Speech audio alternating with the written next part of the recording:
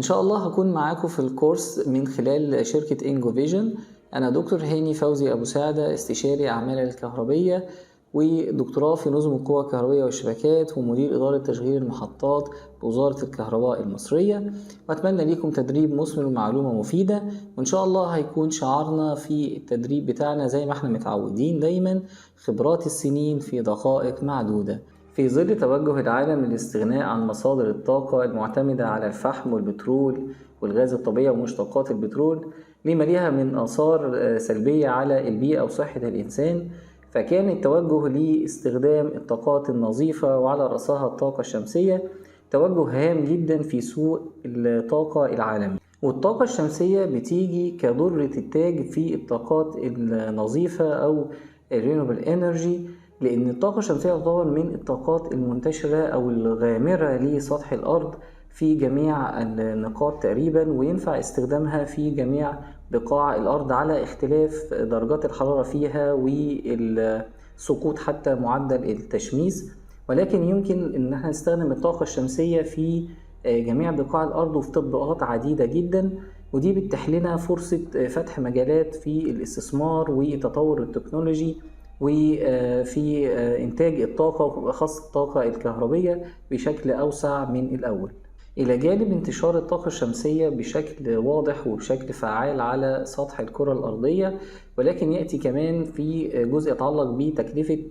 تشغيل هذه الطاقة، وهي تكلفة زهيدة، وتكلفة صيانتها تعتبر تكلفة محدودة إذا ما قارنت بمصادر الطاقة الأخرى واللي بتبقى ليها تكلفة عالية في التشغيل وفي الصيانة، بالإضافة إلى ما ليها من أضرار على البيئة وعلى صحة الإنسان. عشان كده أصبح في توجه عالمي إلى الاستثمار والتعامل مع التكنولوجيا الخاصة بالطاقة الشمسية بشكل احترافي وبشكل موسع. وكل ده قادنا في النهاية إن أصبح تعلم مجال الطاقة الشمسية وتطبيقاتها واحترافها أصبح أمر بيستهوي جميع المهندسين المختصين في مجالات الطاقة زي مهندسين الكهرباء أو مهندسين الميكانيكا، وحتى الغير المختصين من محبي هذه الطاقة أو من وجدوا ضالتهم في هذه الطاقة ووجدوا ان هي ممكن تصبح مجال استثمار، ممكن يعملوا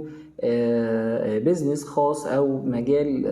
للاستثمار في الطاقة الشمسية. فاصبحت في توجه عالمي لتعلم هذه الطاقة النظيفة والتعرف على تطبيقاتها المختلفة. إن شاء الله مع بعض في كورس الطاقة الشمسية هنتعلم وهنتدرب على تطبيقات عديدة للطاقة الشمسية ومجالات عديدة الطاقة الشمسية اقتحمتها بقوة، وهنتعلم ازاي نصمم كل نظام ونحدد كفاءته وازاي نحدد العيوب بتاعته ومميزاته ونعالج الأعطال أو المعوقات اللي ممكن تقابلنا، وهنشوف أمثلة عملية على استخدام الطاقة الشمسية سواء في التدفئة أو في التبريد والتهوية أو حتى في توليد الطاقة الكهربية بعدة أنماط وعدة تكنولوجيز مختلفة هندرسها مع بعض إن شاء الله في الكورس. هتتعلم برضو معانا في الكورس الحسابات الخاصة بالطاقة الشمسية، وهيكون عندك القدرة إنك تعمل حسابات بدقة عالية وتقدر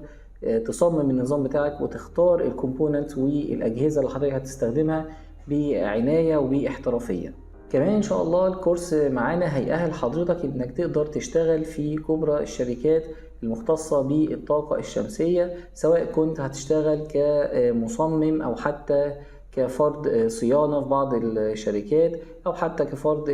تركيبات، أو لو حابب إنك تفتح بيزنس خاص في مجال الطاقة الشمسية. كل المعلومات دي وكل الأمور اللي حضرتك هتحتاجها هتلاقيها معانا إن شاء الله في الكورس بالتفصيل اللي إن شاء الله يقدر يفيدك في مجال عملك.